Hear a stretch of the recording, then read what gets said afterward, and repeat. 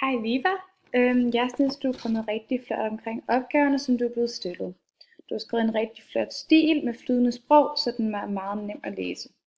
Et af de vigtigste genretræk i en erindring er, at du har masser af adjektiver med, så de siver lige ind i nethinden. Det har du for eksempel gjort her, hvor jeg har markeret med grønt.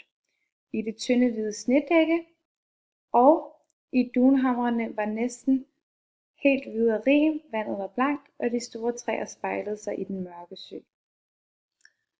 Ja. Et sted, som du måske kunne overveje at gøre bedre, er at beskrive nogle flere adjektiver i afsnit 4. Her.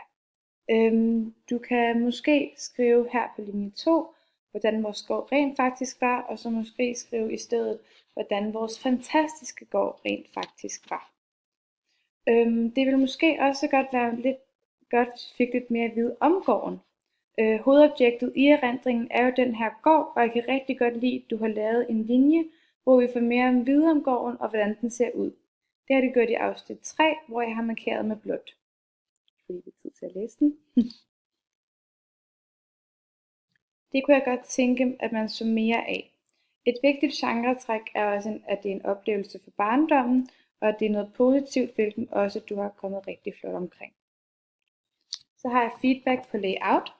Jeg har næsten ingen kommentarer på layout, da det er rigtig flot stillet op.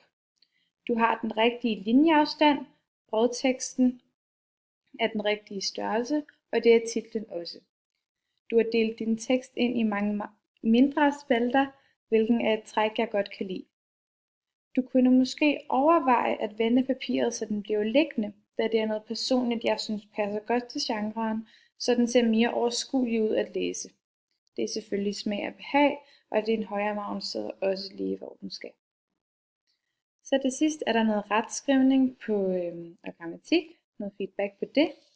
Det synes jeg igen er rigtig godt stillet op. Du har næsten ingen stavefejl. Der er dog en enkelt fejl, som jeg har markeret med lilla, hvor du mangler et R. Det kan du se her i afsnit 2, linje 4. Ellers er der meget små kommafejl, som du måske kunne overveje at sætte lidt mere fokus på næste gang. Ellers synes jeg, at det var rigtig, rigtig flot.